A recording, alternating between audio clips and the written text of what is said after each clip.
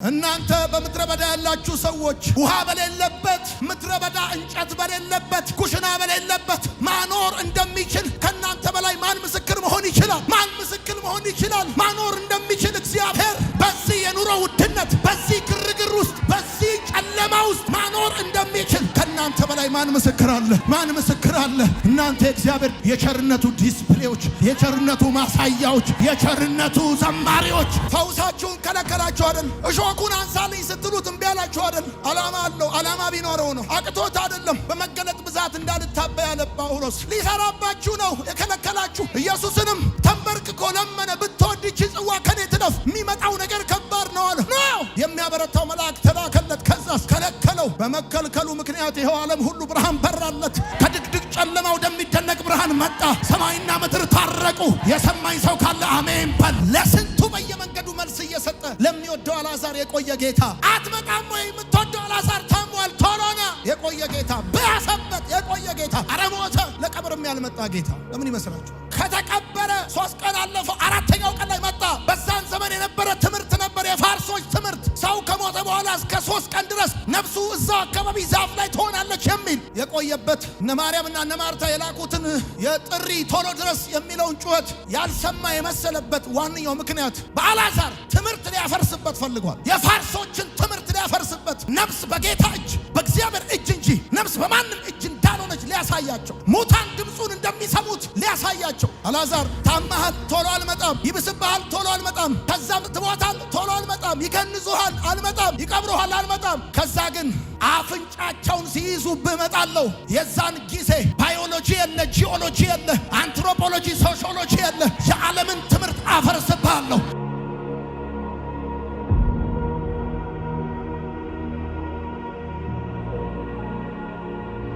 ብዙዎቻችን በሕይወታችን ለረጅም ጊዜ የጠበቅነው እንዲያመልጠን የማንፈልገው መልካም እንደሆነ የምናምንበት እድል፣ እንደዚሁም ደግሞ በጣም የሚያስፈልገን የጸለይንበት በብዙ ጾም፣ በብዙ ጸሎት፣ በብዙ ትጋት በእግዚአብሔር ፊት ተንበርክከን ለረጅም ጊዜ ስንጠብቀው የነበረውን ነገር ስንከለከል ያኮረፍን፣ ያጉረመረምን፣ ለምን ብለን የጠየቅን፣ እንደዚሁም ደግሞ ያለቀስን ሰዎች በዚህ ጉባኤ እንደምንገኝ ተስፋ አድርጋለሁ። እኔ በበኩሌ ለረጅም ጊዜ እግዚአብሔር አምላክ የጠየቅኩትን እንዲያመልጠኝ የማልፈልገውን እንደዚሁም ደግሞ የጸለይኩበትን በጣም እንደሚያስፈልገኝ እርግጠኛ የሆንኩበትን እና ራሱ እግዚአብሔርም ያ ጉዳይ ለእኔ እንደሚያስፈልገኝ የሚያውቀውን ያንን ጉዳይ ከልክሎኝ ያውቃል። ጸሎታችን እንዲከለከሉ ከሚያደርጉ ነገሮች መካከል አንደኛው የምትጽፉ ሰዎች ሚስቶች ናቸው። ሚስቶች ጸሎታችን እንዲከለከል ሊያደርጉ ይችላል። የአንድ ሰው ሚስት የዛን ሰው ጸሎት ልታስከለክል ትችላለች። ይህ እንዴት ያለ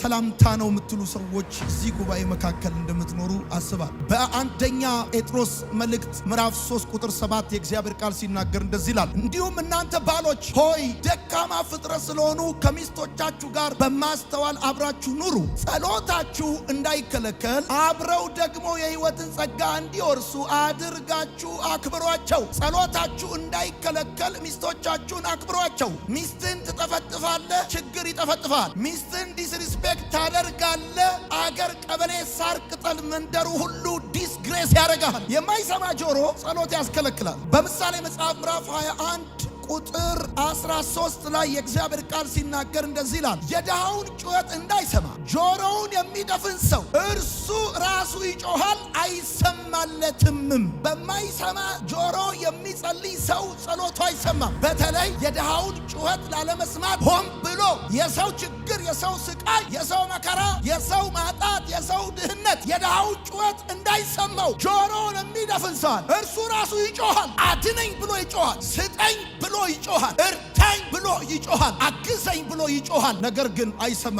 ስለዚህ የማይሰማ ጆሮ ጸሎት ያስከለክላል። ተጠራጣሪ ልብ ጸሎት ያስከለክላል። በያዕቆብ መልእክት መጽሐፍ ምዕራፍ 1 ከቁጥር 5 እስከ 7 የእግዚአብሔር ቃል ሲናገር እንደዚህ ይላል፣ ከእናንተ ግን ማንም ጥበብ ቢጎድለው ሳይነቅፍ በልግስና ለሁሉ የሚሰጠውን እግዚአብሔርን ይለምን፣ ለእርሱም ይሰጠዋል። ነገር ግን በምንም ሳይጠራጠር በእምነት ይለምን። የሚጠራጠር የሚፈጠር ሰው በንፋስ የተገፋና የተነቃነቀ የባህር ማዕበል ይመስላልና ሁለት ሐሳብ ላለው በመንገዱ ሙሉ ለሚወላውል ለዚያ ሰው ከጌታ ዘንድ አንዳች እንዲያገኝ አይምሰል። ሶስተኛው ጸሎትን የሚያስከለክል ነገር ቢኖር የሚጠራጠር ልብ ነው። እግዚአብሔር የሚታመን አምላክ እንጂ የሚጠረጠር አይደለም። እሱ ይታመናል እንጂ አይጠረጠርም። ትዕቢተኛ ልብ ጸሎትን ያስከለክላል። በያዕቆብ መልእክት መጽሐፍ ምዕራፍ 4 ቁጥር 6 ላይ የእግዚአብሔር ቃል ሲናገር እንደዚህ ይላል፣ ነገር ግን ጸጋን አብልጦ ይሰጣል። ስለዚህ እግዚአብሔር ትዕቢተኞችን ይቃወማል፣ ለትሑታን ግን ጸጋን ይሰጣል። ከእግዚአብሔር ዘንድ አንዳች ነገር የሚቀበል ሀምብል ልብ ነው፣ ትሑት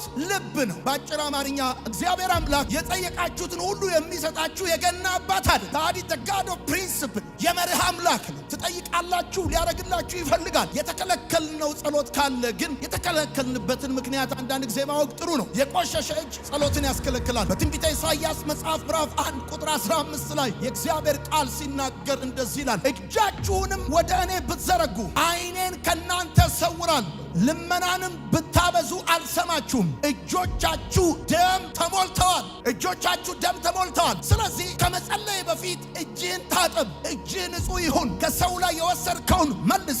በሰው ላይ የምታረገውን ክፉ ድርጊት አቁም። አለበለዛ በቆሸሸ እጅ ሰው ጸሎቱ ሊቀበል አይችልም። ጸሎትን ቆሻሻ እጅ ሊያስከለክለው ይችላል። የኢትዮጵያ ሕዝብ ሃይማኖተኛ ነው። 95 በመቶ የሚሆነው ሕዝብ ሃይማኖተኛ ነው። ይጸልያል፣ በአዳራሽ ይጸልያል፣ በቤተ ክርስቲያን ይጸልያል፣ በገዳም ይጸልያል፣ በበረሃ ይጸልያል። የምንቀበለው ግን በጣም ጥቂት ወይም አልፎ ነው የምንቀበለው። ለምን ቢባል በንጹህ እጅ አይደለም የምንጸልየው። ለምን ቢባል በንጹህ ልብ አይደለም የምንጸልየው። ለምን ቢባል በሰዎች መንገድ ላይ የምናስቀምጠው እንቅፋት፣ የምንዘራው ክፉ ዘር ጸሎታችንን ከልክሎታል። የምታመልከው አዶ ከበሬ አይደለም። አዶ ከበሬ ወይም አጋንንት የጨለመው ዓለም መዋቅር ነው። ገለ የሚሰጥ እግዚአብሔር የለም። ቀብረ የሚሰጥ አጋንንት ነው። እግዚአብሔር ቀብረ አይሰጥህም። አሳዳ አይሰጥህም። ከእግዚአብሔር እጁ ንጹህ ያልሆነ ሰው ጸሎቱን አይቀበልም። እንደሚያስፈልገኝ ያውቃል፣ ግን ከልክሎኛል። ሊያመልጠኝ የማይገባ እድል ነው፣ ግን ከልክሎኛል። ጸልዬበታለሁ፣ ረጅም ጊዜ ጠብቄያለሁ፣ ግን ከልክሎኛል። ደግሞ የሚገርመውን ነገር ልንገራችሁ። እኔ ብቻ አይደለሁም በመጽሐፍ ቅዱስ ውስጥ የተከለከሉ ሰዎችን ማንሳትና መነጋገር እንችላለን። ለምሳሌ የአዲስ ኪዳንን አብዛኛውን ክፍል የጻፈው ሐዋርያው ቅዱስ ጳውሎስ እሾክን ከእርሱ ላይ እንዲያነሳለት ለመነው። 3 ጊዜ ለመንኩታል። 3 ጊዜ ለመንኩት፣ ግን ከለከለኝ። መውጊያ አለ ሥጋዬ ላይ፣ ሰውነቴ ላይ መውጊያ አለ። ይሄን እሾክ ከኔ ላይ እንዲያነሳ ለመንኩት፣ ግን ከለከለኝ። እስከ 3ኛ ሰማይ የሄደ ብዙ ድንቅ ታምራቶች በእጁ የተደረገ በሚገርማችሁ ሁኔታ ለብዙ ሰዎች መዳን ምክንያት የሆነ ሰው ሰውነቱ ላይ ያለው እሾክ እንዲነሳ ለምኖ ተከልክሏል። ወዳጆቼ በጣም የምትወዱት ሰው እንዳይሞትባችሁ ጸልያችሁ የተከለከላችሁ ነው የሞተባችሁ። በጣም እንዲያመልጣችሁ ማትፈልጉት እድል ያመለጣችሁ የተከለከላችሁ ሰዎች፣ መስራት፣ መማር፣ ማግባት፣ እንደዚሁም ልክ እንደ ሐዋርያው ጳውሎስ የሥጋ መውጊያ በሰውነታችሁ ላይ ኖረው እየጸለያችሁ ፈውስ የተከለከላችሁ ሰዎች እየለመናችሁ እሱ ብቻ አለ። ማርቆስ ወንጌል መጽሐፍ ምዕራፍ 14 ላይ ጌታ ኢየሱስ ክርስቶስን በተመለከተ ሲጽፍ እንደዚህ ይላል። ወንጌላዊ ማርቆስ ኢየሱስ ከመሞቱ በፊት ከደቀ መዛሙርቱ ጋር ከተነጋገረ በኋላ ተንበርክኮ ታላቅ ልመና ለመነ። ብትወድ እቺ ጽዋ ከኔ ትለፍ። ነገር ግን ተከለከለ። ጳውሎስ ጸልዮ ተከልክሏል። ኢየሱስ ጸልዮ ተከልክሏል። አንተ ጸልየ የማትከለከልበት ምንም ምክንያት የለም። ዋናው ጉዳይ ለምን እንደተከለከልክ ማወቅና መረዳት፣ ከጌታ ጋር ያለህን ነገር ማስተካከል በጣም መሰረታዊ ጉዳይ። የጠየቅነውን ነገር አይሆንም ብሎን ያልጠየቅነውን ነገር ይሰጠናል። የምንፈልገውን ነገር ከልክሎን የማንፈልገውን ነገር ይሰጠናል። አንዳንዶቻችን ድክም ብሎናል። ምክንያቱ ደግሞ እንዳይኖረን የምንፈልገውን ነገር በመሸከምና በመያዝ ደክሞናል። እንዲኖረን የምንፈልገውን ነገር ደግሞ በማጣት ደክሞናል። እንዲኖረን የምንፈልገውን ነገር በመፈለግ ደክሞናል። ለምንድን ነው ያልጠየቃችሁትን ነገር፣ ለዛውም ከባድ ሊባል የሚችል ነገር ሳትጠይቁት ሰጥቷችሁ፣ ስትጠይቁትና ሚያን ጉዳይ በጣም ስትፈልጉት የሚከለክላችሁ? ወደ ጌርጌሴኖን ጌታ ኢየሱስ ከደቀ መዛሙርቱ ጋር መጣ። ለብዙ ዘመን በመቃብር እንጂ በቤት አይኖርም ነበረ። ለብዙ ዘመን ልብስ አይለብስም ነበረ። ሰውነቱን ይጎዳ ነበረ። በቀንና በሌሊት ይጮህ ነበረ። ከእግሩ ላይ የእግር ብረት፣ ከእጁ ላይ ሰንሰለት እየበጠሰ ከተማውን ያውክ ነበር። በድንጋይ መንገድ ይዘጋ ነበረ። እና ጌታ ኢየሱስና ይሄ ሰው ተገናኙ። የዚህ ሰውዬ ችግር ምንድነው ሲባል በላዩ ላይ የነበረ ይገዛው የነበረ ይቆጣጠረው የነበረ አጋንንት ነበር። ቁጥሩም ደግሞ 6000 እንደሆነ ሌጊዮን እንደሚባል መጽሐፉን ስታነቡ ትመለከታላችሁ። ይሄ ሰው በጣም የሚያሳዝንና ምስኪን ሰው፣ የሚያደርገውን የማያውቅ ሰው። ይሄ ሰው ከቤተሰቡ የተለየ፣ ከመንፈሳዊ ሕይወቱ የተለየ፣ ይሄ ሰው በጣም አሳዛኝ በሆነ የሕይወት መንገድ ላይ የሚያልፍ፣ ሰውነቱ በድንጋይ የሚዋጭር፣ ለአይምሮ በሚከብድ መንገድ ውስጥ የሚያልፍ ሰው ነው። ይሄ ሰው ደም ሉቃስ ሲዘግብ እንደዚህ ይላል፣ ደጋግሞ ለረጅም ዘመን ይለዋል ከ10 ዓመት በላይ በአጋንንት ስርዓት ውስጥ ታስሮ የነበረ ሰው፣ ከ10 ዓመት በላይ ልብስ ለብሶ የማያውቅ ሰው ነው። ከ10 ዓመት በላይ በተራራ ይኖር የነበረ ሰው ነው። ሰው እንኳን አይደለም ልብስ ሳይለብስ ልብስ ለብሶ እንኳን በተራራ ላይ ጂኦግራፊ ሲናገር when altitude increase temperature decrease ይላል። this is that እና ብርድ ነው። ሰውነቱ በድንጋይ ይዋጭራል። አሳዛኝ ህይወት ነው የሚኖረው። ራሱን ይጎዳል። በመቃብር ነው የሚኖረው። ከሕያዋን መንደር ከወጣ ቆይቷል። ከቤተሰቡ ተለይቷል። ከራሱ ተለይቷል። ከመንፈሳዊ ህይወቱ ተለይቷል። ጌታ ኢየሱስ መጣ፣ ፈወሰው። ልክ እንደፈወሰው ከሰውየው ውስጥ የነበረው አጋንንት ወጥቶ እሪያዎቹ ውስጥ ገባ። እሪያዎቹ ደግሞ ባህር ውስጥ ገቡ። ከዛ ጠፉ። ይሄ የሆነውን ነገር እረኞቹ አዩ። እነዚህ እረኞች የሆነውን ነገር ለመናገር ወደ ከተማ ሮጡ ይላል። በከተማ ለሚኖሩ ሰዎች የሆነውን ነገር ነገሯቸው። በከተማ ያሉ ሰዎች ደግሞ የሆነውን ነገር ለማየት ሲሮጡ መጡ። ሲሮጡ ሲመጡ ያ ለብዙ ዘመን ልብስ የማይለብስ ድንጋይ የያዘ የሚያባርራቸው፣ ከእግሩ ላይ የእግር ብረት ከእጁ ላይ ሰንሰለት እየበጠሰ ቀንና ሌሊት እንቅልፍ የማይተኛ የሕያዋን ሳይሆን የሙታን ባልንጀራ የሆነ ሰውዬ፣ በመቃብር እንጂ በቤት የማይኖረው ሰውዬ ልብስ ለብሶ ኢየሱስ እግር ስር ቁጭ ብሎ አዩት። ተገረሙ፣ ተደነቁ። እንደዚህ አይነት ነገር በታሪክ ሆኖ አያውቅም። ሲያውቁት ለረጅም ጊዜ ነው። ብዙ ነገር ተሞክሯል። የዚህን ሰውዬ ችግር መንግስት ሊፈታው አልቻለም። ሃይማኖት ሊፈታው አልቻለም። ቤተሰብ ሞክሮ አቅቶታል። የተተወ ሰው ነው። ዛሬ ግን በኢየሱስ እግር ስር ተቀምጦ ልብስ ለብሶ ወደ ልቡ ተመልሶ አዩት ይላል። በዚህ ክፍል ውስጥ 3 ልመናዎችን ትመለከታላችሁ። የመጀመሪያው ልመና አጋንንቶቹ ያቀረቡት ልመና።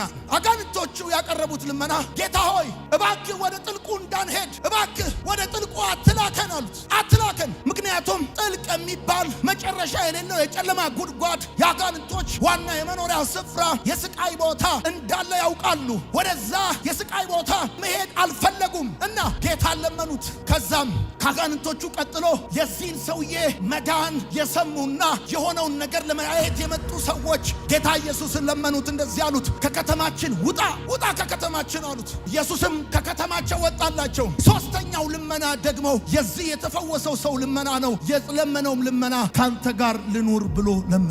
በዚህ ስፍራ 3 ልመናዎችን ትመለከታላችሁ። የአጋንንቶቹ ልመና፣ የከተማው ነዋሪዎች ልመና፣ እንደገና ደግሞ የተፈወሰው ሰው ልመና። ጌታ ኢየሱስ የአጋንንቶቹ ልመና ሰማ። በከተማው የሚኖሩትን ሰዎች ልመና ሰማ። የተፈወሰውን ሰው ልመና ግን አልሰማ። የተከለከለው ልመናችሁ ስህተት ስለሆነ ብቻ እንደተከለከላችሁ እንዳታስቡ። አንዳንድ ጊዜ ራይት የሆነ ልመና ለምናችሁ፣ ትክክል ውብ የሆነ ቆንጆ የሆነ ልመና፣ ያማረ የምድሩን ሳይሆን የሰማዩን ለምናችሁ፣ የዛሬን ሳይሆን የነገን ለምናችሁ፣ ትንሹን ሳይሆን ትልቁን ለምናችሁ፣ ለስጋችሁ ሳይሆን ለመንፈሳችሁ ለምናችሁ ልትከለከሉ ትችላላችሁ። ጌታ ሆይ ካንተ ጋር ልኑር አለው። ኖ ሂድ፣ ወደ ከተማ ሂድ፣ ወደ ቤተሰቦች ሂድ አለው። ጌታ ከለከለው። ካንተ ጋር ልኑር ብሎ ቢለው ለምን ከለከለው ስትሉ፣ እንዳወለቀ ያዩ አሉ፣ እንደለበሰ ማየት ያለባቸው፣ እንዳበደ እንዳበቃለት ከንቱ ጩኸት ሲጮህ የሰሙት ሰዎች አሉ። አሁን የወንጌል ጩኸት መልእክቱ ተቀይሮ፣ ቋንቋው ተቀይሮ፣ ትላንት ራቁቱን ነው የሚያውቁት፣ ዛሬ ግን ለብሰው ማየት አለባቸው። ሰፈሩ አውርቷል እንዳበደ፣ ሰፈሩ አውርቷል እንዳለቀለት፣ እግዚአብሔር ደግሞ የዚህ ሰው ታሪክ እንደቀየረና እግዚአብሔር አምላክ እንደው መጽሐፉ የሚለው እንደዚህ ነው፣ አንተ በዛ አካባቢ ሕያው ምስክር ትሆናለህ። እግዚአብሔር እንደማይጥል፣ እግዚአብሔር እንደሚያነሳ፣ ታሪክን እንደሚቀይር ሕያው ምስክር ትሆናለህ። የተከለከለው ልመናችሁ ታላቅነቱን እንድትመሰክሩ፣ ቸርነቱን እንድትናገሩ በደንብ አድርጉና አሜን በሉ። ጸሎታችሁ ተመልሷል ማለት የአብ ደስታ ተፈጽሟል ማለት አይደለም። በተከለከለው ልመናችሁ የሚፈጸም የሰማይ ደስታ ካለ እሱ ክልከላ ሳይሆን እድል ነው። እሱ ክልከላ ሳይሆን በረከት ነው። አቤት! በተዘጋው በራችሁ በኩል የሚፈጸም የሰማይ ደስታ ካለ፣ በዘገየው ነገራችሁ በኩል የሚደረግ የእግዚአብሔር ቸርነት ካለ፣ እግዚአብሔር ኖ ብሏችሁ ቀጥላችሁ የምትሰሩት የሰማይ ስራ ካለ፣ ለግዛች ከተማ ነዋሪዎች መልካም ይሆንላቸው የነበረው ቢኖርላቸው ጥሩ ነበር። አንድ ቀን ገብቶ ለዘመናት ጥያቄ የሆነባቸውን አጋንንት መንገድ የዘጋባቸውን ከፈታላቸው ቢሰነብትላቸው ደግሞ ብዙ ነገር ይደረግላቸው ነበረ። ግን ለመኑት ወጣላቸው። የአብ ደስታ ቢኖርላቸው ነበረ፣ ቢሄድላቸው አይደለም። ወዳጆቼ በተከለከለው ልመናችሁ በኩል የተፈጸመ የሰማይ ደስታ ካለ እሱ ትርፍ ነው፣ እሱ ክብር ነው፣ እሱ ሕይወት ነው፣ እሱ ድል ነው። የሰማኝ ሰው ካለ አሜን ይበለኝ። ወዳጆቼ አንዳንድ ልመናችሁን የከለከላችሁ ሰባኪ ሊያደርጋችሁ ነው፣ አስተማሪ ሊያደርጋችሁ ነው፣ መስካሪ ሊያደርጋችሁ ነው። እሺ ቢላችሁ ኖሮ ዛሬ በኃይል የምትቀጣጠሉበት መንፈስ ከእናንተ ጋር አይሆንም ነበረ። ወዳጆቼ በተከለከለው ልመናችሁ በኩል ቸርነቱን ሊያዘምራችሁ፣ በጎነቱን ሊያስወራችሁ፣ መልካምነቱን ሊያናግራችሁ የመንግስቱን ሥራ እንድሰሩ ከሆነ ይሁን ይከልከል። ደግሞ እኮ የሚደንቅ ነው። ሳይለምን ፈውሶት ሲለምን ከለከለው። ከአጋንንት እስራት ነፃ ሲያወጣው እኮ አልለመነውም። ልብስ ሲያለብሰው እኮ አልለመነውም። እርቃኑን ሲሸፍንለት እኮ አልለመነውም። ሳይለምን የተፈወሰ ሰው ሲለምን ተከለከለ። ለምኖት አይደለም የፈወሰው፣ ለምኖት አይደለም እርቃኑን የሸፈነለት፣ ለምኖት አይደለም ታሪኩን የቀየረለት፣ እላዩ ላይ የነበረውን ሌጊዮን ያወጣለት ለምኖት አይደለም። ወዳጆቼ ሳትለምኑት ብዙ ነገር አድርጎላችሁ ስትለምኑት የከለከላችሁ ሰዎች፣ ሳትጠይቁት ብዙ ነገር ሰጥቷችሁ ስትጠይቁት የከለከላችሁ ሰዎች፣ ለዛውም እኮ ይገርማችኋል ያደረገላችሁ ሳትለምኑት ከባድ ትልቅ ነገር፣ የጠየቃችሁ ደግሞ ትንሽ ነገር፣ ለምናችሁ የተከለከላችሁ ትንሽ ነገር። የልመናችሁ መሰማት የመባረካችሁ ማሳያ አይደለም። የልመናችሁ መከልከል ለስጋችሁ ሳይሆን ለነፍሳችሁ ትርፍ ነው። ለነፍሳችሁ ትርፍ ሲል ነፍሳችሁን ዘላለማችሁ እንድታተርፉ፣ ሕይወታችሁ እንድታተርፉ፣ ነቃችሁ እንድታተርፉ የሚሰማኝ ሰው ካለ የቃል ሰው ካለ በደንብ አድርጎ አሜን ይበል። የልመናችሁ መሰማት የአብ ደስታ ካልተፈጸመበት በረከት ሳይሆን እርግማን። የልመናችሁ መከልከል የአብ ደስታ ከተፈጸመበት ደግሞ ሰላም ነው፣ ደስታ ነው፣ ረፍት ነው፣ ክብር ነው። እኛ ሀገር ትልልቅ ሀብታሞች አሉ። ትልልቅ ሀብታሞች አሉ። በኮንቴነር ዕቃ ያመጣሉ። ሞልተው ያመጡና ዌርሃውስ ውስጥ ያስቀምጡትና ዲስፕሌይ ነገር አዘጋጅተው ካላቸው ባለጠግነት ትንሹን እዛ ያስቀምጣል። እና እናንተ ልትገዙ ስትሄዱ ታያላችሁ። ዲስፕሌይ ነው የምታዩት። ከፈለክ ከተስማማን ከመጋዘን ከዌርሃውስ ይመጣልሃል ይሉሃል። ምን ማለት ነው? ያ ዲስፕሌይ ማሳያ ነው። ያላቸው ምን አይነት ዕቃ እንደሆነ ኳሊቲውን ማሳያ ነው። ይሄንን ሰው ጌታ እንደዚህ አለው፣ አንተ ሕያው ምስክር ትሆናለህ። ሕያው ምስክር እዛ ከተማ ላይ ዲስፕሌይ ትሆናለህ። አንተን ያየ እግዚአብሔር ይረዳል ይላል። አንተን ያየ እግዚአብሔር ያነሳል ይላል። አንተን ያየ እግዚአብሔር ታሪክ ይቀይራል ይላል። ማን የረዳ ብለው ቢሉት ኢየሱስ ይላል። ማን ሰው አደረገ ብለው ቢሉት ኢየሱስ ይላል። ሊያሰብከው ነው የከለከለው። ዲስፕሌይ ሊያደርገው የቸርነቱ፣ የምህረቱ፣ የደግነቱ፣ የአምላክነቱ ማሳያ ሊያደርገው ነው። ተከልክያለሁ ብዬ አላኮርፍም፣ አላጉረመርምም፣ አላለቅስም፣ እዚህም እዛም አልረግጥም። የተከለከልኩበት ዓላማ ከገባኝ ይበቃኛል። ከልክሏችሁ፣ ልመናችሁን ከልክሎ፣ ጸሎታችሁን ከልክሎ፣ ህልውናውን ግን አይውሰድባችሁ፣ መገኘቱን ግን አይውሰድባችሁ፣ ይኑርላችሁ። መኪናውን ከልክሎ፣ ዲቪውን ከልክሎ፣ የውጩን በር ከልክሎ፣ መገኘቱን ግን አይከልክላችሁ፣ ህልውናውን ግን አይከልክላችሁ። ምንም ብርቅ ድንቅ ነገር የለም። ስትለብሱት የሚያረጅ፣ ስትበሉት የሚሰለች፣ በጣም ዓለምን የሞላ ነገር ይሄ ነው። ዓለም የተሞላችሁ ስትለብሱት በሚያረጅ፣ ስትበሉት በሚሰለች ነገር ነው ዓለም የተሞላችሁ። እናት የሞተባችሁ፣ አባት የሞተባችሁ፣ ባል ሚስት የሞተባችሁ፣ ልጅ የሞተባችሁ፣ አምርራችሁ ስትለምኑ የነበራችሁ፣ አምርራችሁ ስትጠይቁ የነበራችሁ ሰዎች በክልከላችሁ ውስጥ የተፈጸመ የሰማይ ደስታ ካለ፣ የልቡ ሐሳብ ከተከናወነ ይሁን ይሂድ፣ ይሁን ይከልከል፣ ይሁን ምርጥ ዕድል፣ ምርጥ ሥራ፣ ምርጥ መሬት፣ ምርጥ ቤት፣ ምርጥ የሆነ ነገር ሊያመልጣችሁ የማይገባ ዕድል እሱ ከተከለከላችሁ፣ እዛ ውስጥ የሰማይ ደስታ ከሌለበት ይሁን ይሂድ። ግን አንድ ነገር ነግራችኋል። ከልክሏችሁ ሲያበቃ ዝም ብሎ ሊያስቀምጣችሁ አይደለም። ቸርነቱን እንድትዘምሩና እንድትናገሩ፣ መልካምነቱን እንድታወሩ እግዚአብሔር ያደረገልን ታላቅ ነገር ሂድና ተናገራል። ሰውየው የሰማ ላልሰማ ያሰማ። ትላንት ምታቁኝ ራቁቴን ነው። ትላንት ምታቁኝ እኔ የሙታን ባልንጀራ ሆኜ ነው። ትላንት ምታቁኝ እኔ ትርጉም የሌለው ጩኸት ስጮህ ነው። ዛሬ ግን መልእክት ቀይሬያለሁ። ኢየሱስ ክርስቶስ ጌታ ነው። ኢየሱስ ክርስቶስ ጌታ ነው። ሊያመልጠኝ የማይገባ ዕድል የጸለይኩበት፣ የጠበቅኩት፣ ረዥም ጊዜ ቆየሁበት፣ በመከልከሌ ምክንያት አልቅሻለሁ፣ አጉረምርሜያለሁ፣ ለምን ብያለሁ። አሁን ግን ከምፈልገው በላይ ያስፈልገኛል አምላኬ። ከጥያቄ በላይ መገኘቱ መልሴ ነው። ከምፈልገው ብርና ወርቅ፣ ቤትና መኪና፣ ምቾትና ተድላ በላይ የውዴ ቃል፣ የውዴ ሐሳብ፣ ከኔ ዕቅድ የሱ ዕቅድ የኔ ሐሳብ የሱ ሐሳብ የከበረ ነው። ስለዚህ አሁን እንደዚህ ነው።